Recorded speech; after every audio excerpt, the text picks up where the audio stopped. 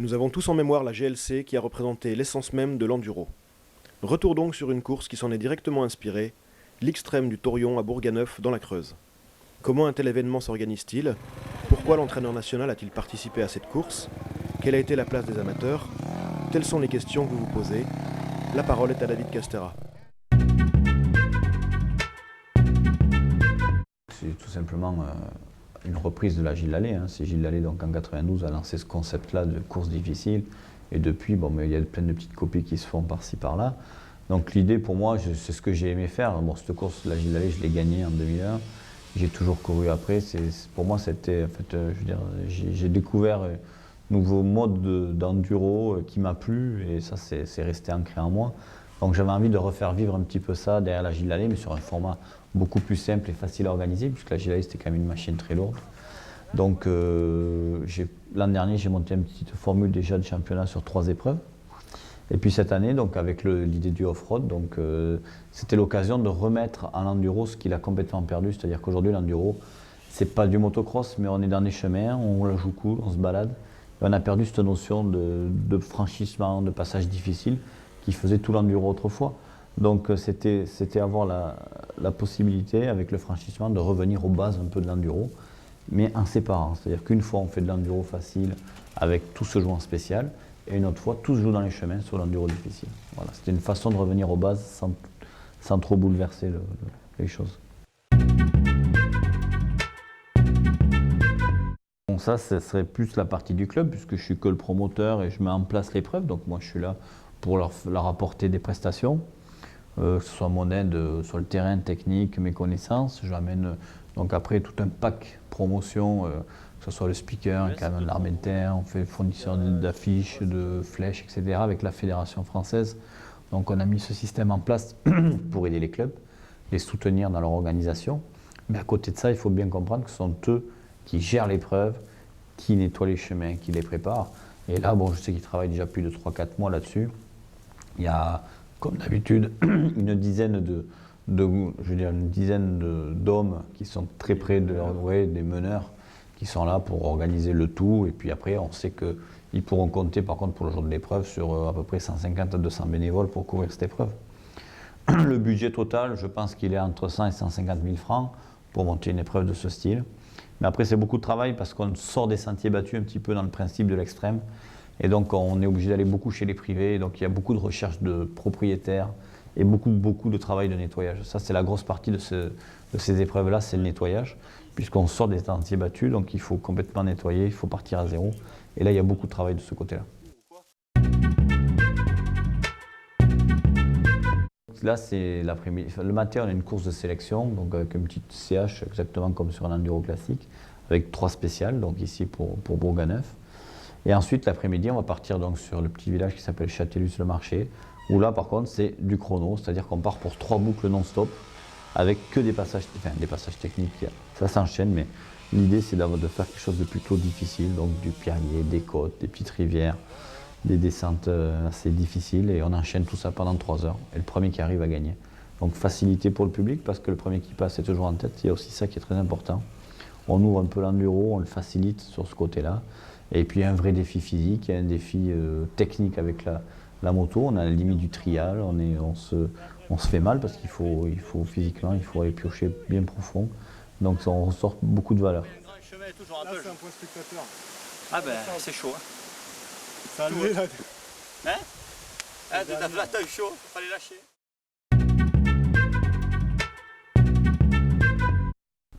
Alors ça, c'est la volonté, c'est-à-dire qu'aujourd'hui, que ce soit un professionnel ou un amateur, il peut se lancer le défi. Mais bon, ils vont avoir une approche différente. Le professionnel, évidemment, va vouloir gagner la course et essayer de bien figurer. Et l'amateur, son but, ça va être d'aller le plus loin possible. Mais nous avons la volonté, c'est de les récompenser quand même. C'est-à-dire que là, donc, il y a 3 boucles. Tous ceux qui auront fait au moins la boucle 1, à partir de là, pourront être classés.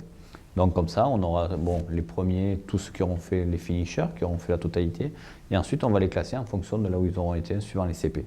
Donc ça permettra à plusieurs de s'y retrouver, de dire il a fait 80e parce qu'il a réussi à aller jusqu'au CP2 de la boucle 2, par exemple, etc. Donc ils pourront tous se valoriser au travers d'un classement.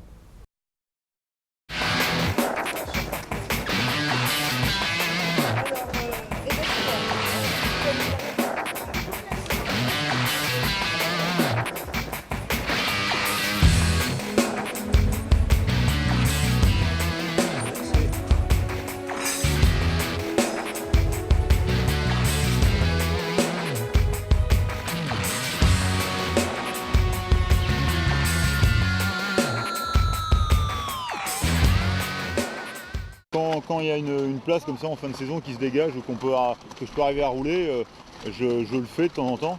Et puis bon bah là c'était l'extrême, en plus c'est des choses que j'aime faire.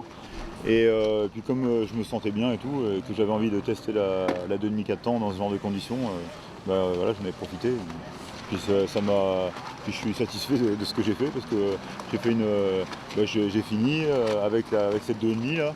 Et puis donc non, c'était bien, je me suis bien amusé, c'est sympa.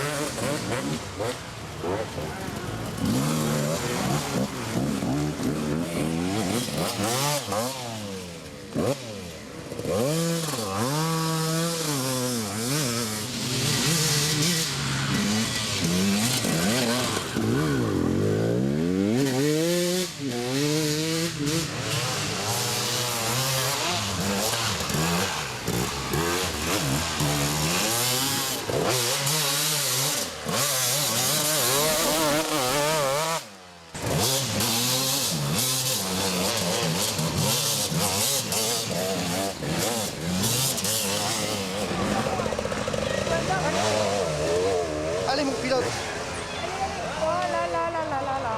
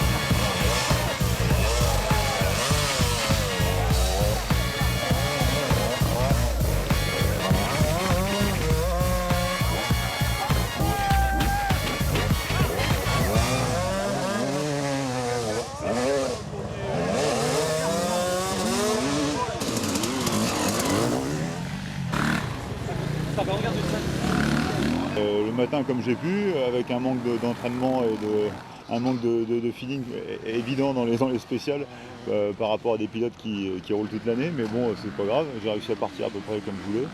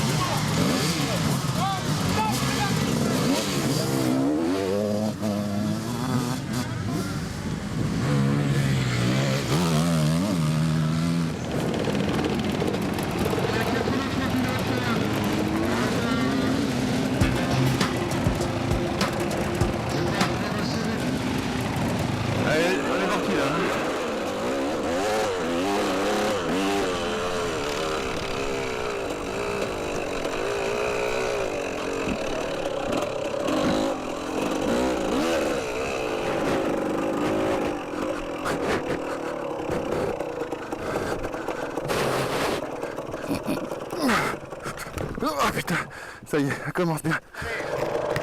Tu restes bien dans la CD, tu roules.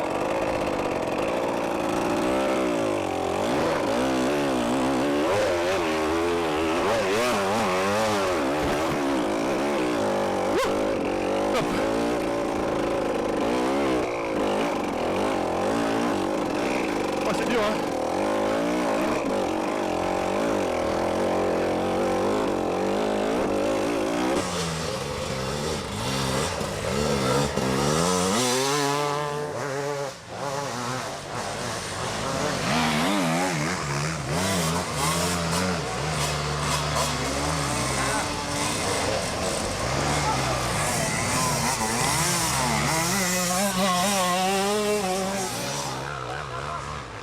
En liaison, j'ai fait à mon rythme.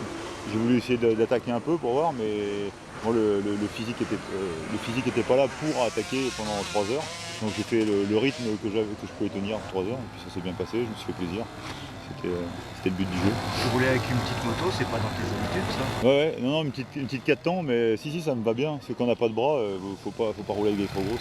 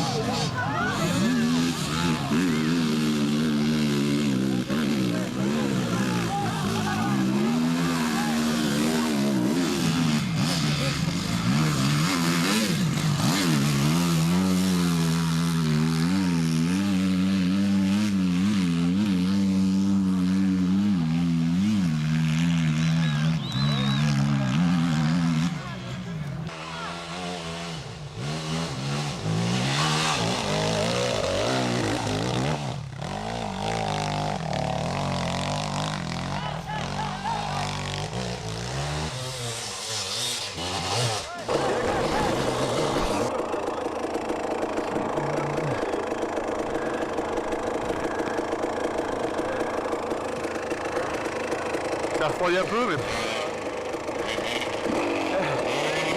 Bon les gars, qu'est-ce que vous faites là? Non, c'est bon.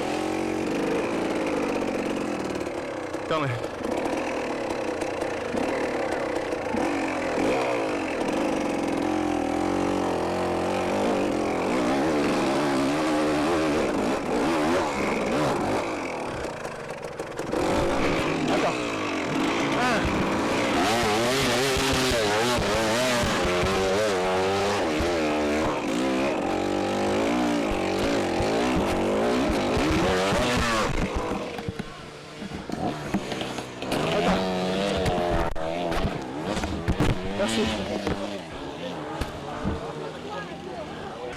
C'est dur, hein, c'est très très dur. Hein.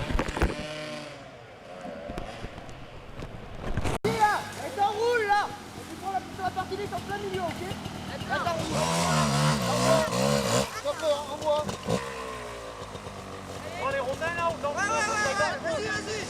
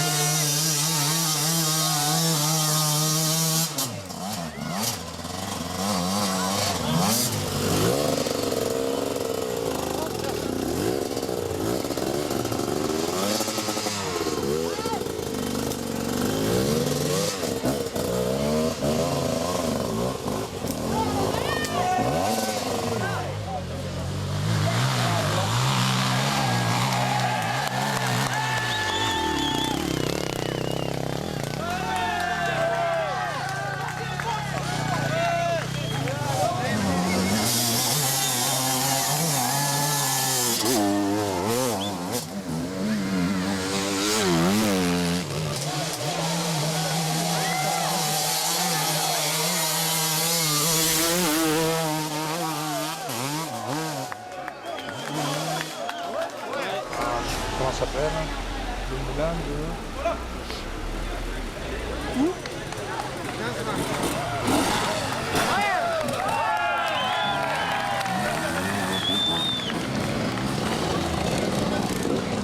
Faites dégager les voitures là-bas.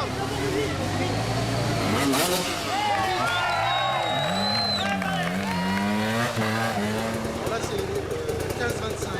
C'est complet ça non? Ouais, c'est complet. 75.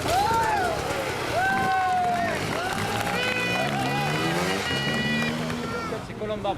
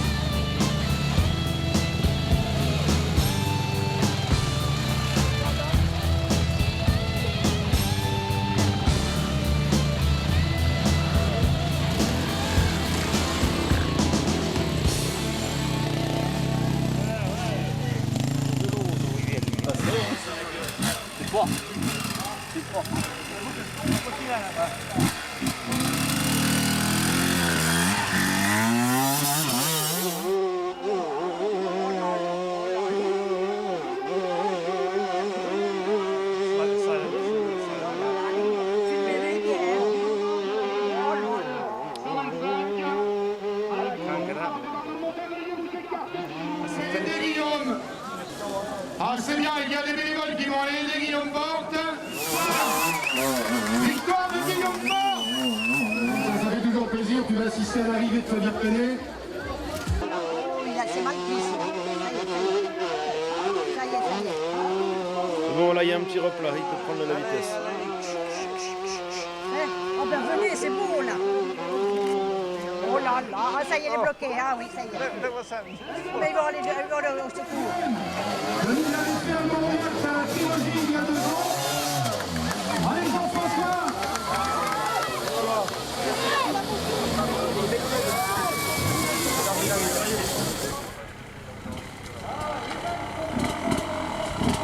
Pas de finale.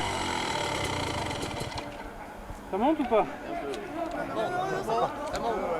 Tu pourras l'ornir là. Tu vas mettre les watts.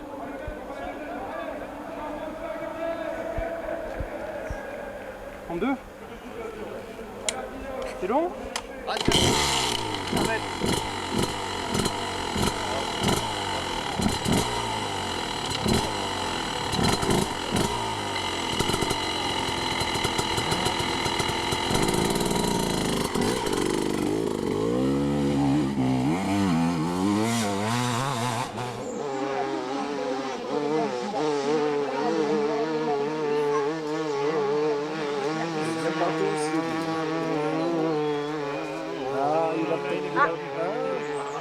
C'est bon, il va y arriver. C'est bon.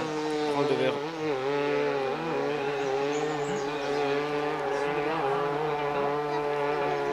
Ah oui. Il va monter tout seul. Ça y est, il est monté. C'est le seul, le premier, il en alors, ouais. Eh ben mon vieux, celui-là là.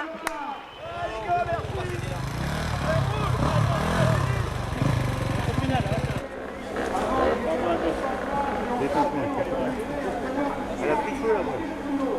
J'ai cru que j'avais pas les dents. Qu'est-ce qu'il fait là? Il redescend? J'ai mis la moto à l'envers. Donc, la première faute venait du pilote. Et puis les durites de trop plein de carbu qui étaient au-dessus du filtre à air ont coulé sur l'échappement. Et quand j'ai redémarré, il y a eu un petit retour de flamme. Ça a mis le feu à la moto. On était obligé de l'éteindre en jetant de la terre dessus. Enfin, j'ai bien cru que j'allais rester là, que la moto n'allait jamais redémarrer, mais malgré tout ça, avec le boîtier de fil plein de terre, la moto qui avait pris feu, tout ça, elle a redémarré, puis elle m'a ramené jusqu'à l'arrivée.